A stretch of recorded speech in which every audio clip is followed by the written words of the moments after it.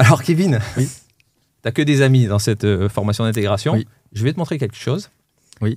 Et je voudrais avoir une réaction. Si je te montre ça. Ouais.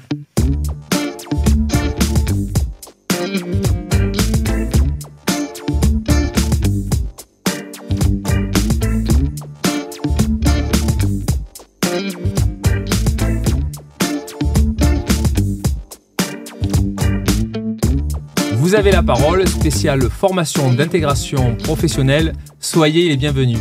Aujourd'hui, j'ai le plaisir de recevoir Manon, Guillaume et Kevin.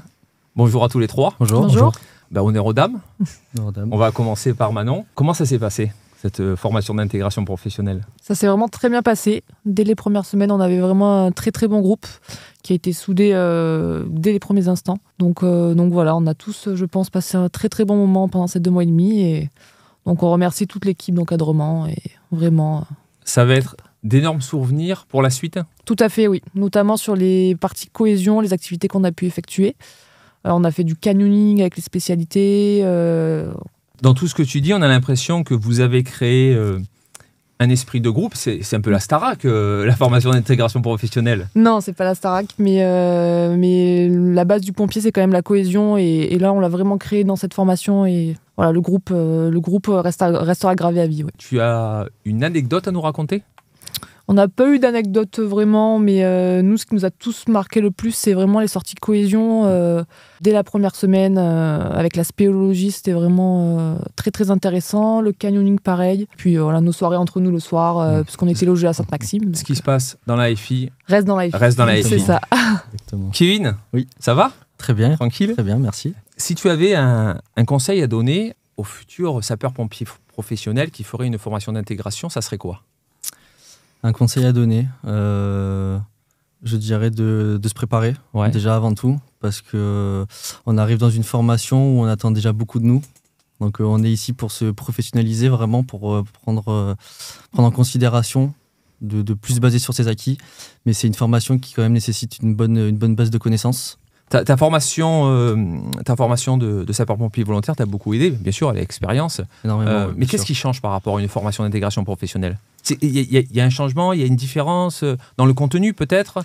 Dans le contenu, déjà, on a eu la chance, contrairement à une FI SPV, de voir beaucoup de spécialités qui sont inhérentes au métier de sapeur-pompier, notamment dans le Var. Donc, comme le disait Manon, on a vu beaucoup de spécialités comme le CAN, les sauveteurs côtiers, on a vu le volage dirigé.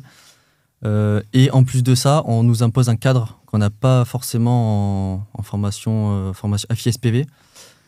On prend vraiment en compte le fait que là, ça devient notre métier, que se baser sur ses acquis ne suffit plus et qu'il faut constamment se remettre en question. Ok. Dis-moi, Guillaume, tu as un passé de marin-pompier. Tout à fait. Donc, tu es resté 8 ans chez les... Ouais, un petit peu plus de 8 ans. Un peu plus d'un an, tu as fini quartier maître, je crois. Quartier maître de première Hein, classe. c'est bien ça. Donc, j'ai eu des bonnes infos. Tes collègues, ils m'ont tout filé. Ils ont fait les balances, là, ils ont tout dit. Qu'est-ce qui change par rapport à... Qu'est-ce que ça t'a apporté, cette formation d'intégration professionnelle? Tu as aussi, donc, tu étais sapeur-pompier volontaire, donc tu as quand même une grande expérience. Qu'est-ce que ça a changé pour toi? Comme l'a dit Kevin, c'est vraiment prendre conscience que ça devient notre métier. Alors moi, c'était déjà mon métier. Mais il y a une dimension différente, parce qu'on est tourné vers l'extérieur, vers la population. Et voilà, on prend conscience qu'on doit se remettre en question tous les jours, qu'on doit travailler tous les jours pour progresser. C'est important de se remettre en question? C'est très important de se remettre en question. Ouais, il faut vraiment être conscient de ses lacunes et toujours chercher à être le meilleur. C'est faire preuve d'humilité? Oui. C'est important dans notre boulot. C'est très important. Franck, tu peux mettre la caméra sur... caméra 2, s'il te plaît. Alors, Kevin, Oui. tu n'as que des amis dans cette formation d'intégration. Oui. Je vais te montrer quelque chose. Oui. Et je voudrais avoir une réaction. Si je te montre ça, Ouais. ça te parle? Mon pied peut en témoigner encore. Ouais. Tu peux nous expliquer un peu ce qui s'est passé? Dans le cadre d'une MSP, donc fin de semaine sur notre semaine formation SWAP, il y avait une MSP où on avait une victime qui est en train de se noyer. Ouais. Donc dans l'équipage, j'ai décidé de me mettre à l'eau pour aller secourir cette victime. Il se trouve que cette même victime était placée en plein milieu des oursins. Et donc?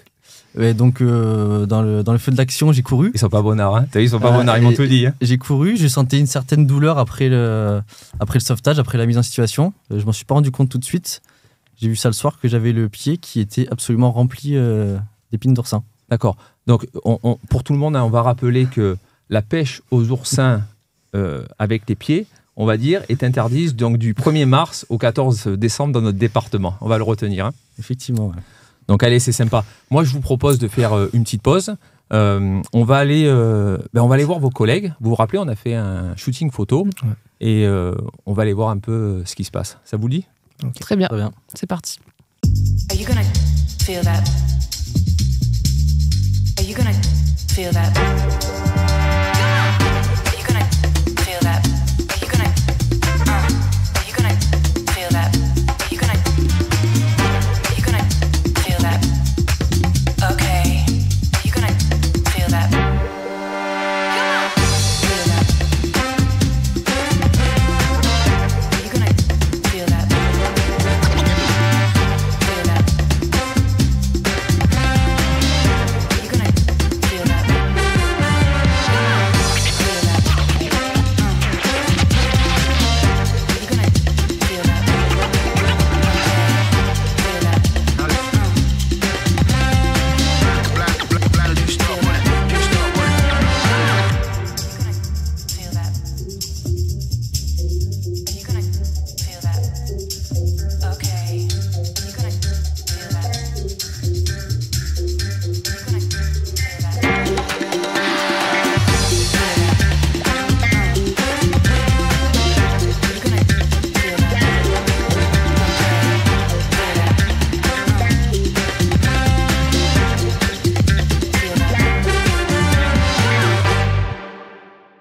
Vous avez la parole spéciale formation d'intégration professionnelle.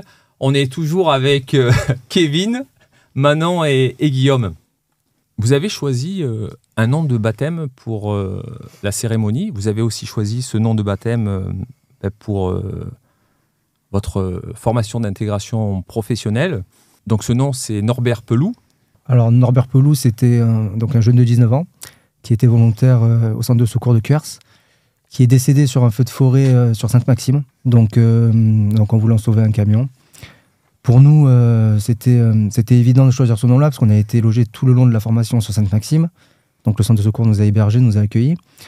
On a passé la plupart de nos temps de cours dans la salle Norbert Peloux au sein de la caserne. Et c'était notre façon de rendre hommage à ce sapeur-pompier volontaire qui est décédé pour la forêt varoise. Alors, c'est important pour nous de rendre hommage. C'est aussi une responsabilité de porter le nom d'un sapeur-pompier disparu. C'est une tradition chez les sapeurs-pompiers du Var. Toutes les formations d'intégration professionnelle portent le nom d'un sapeur-pompier décédé en service commandé. C'est faire preuve aussi de beaucoup de respect vis-à-vis de la famille. Vous êtes d'accord avec ça ? Oui, tout à fait. C'est partie des valeurs du sapeur-pompier. Donc oui. Rendre hommage pour nous, c'était un devoir de mémoire, effectivement. Si on se projette un peu dans l'avenir, Manon, comment tu vois l'avenir, la suite, des objectifs particuliers dans la profession, envie de passer des concours ?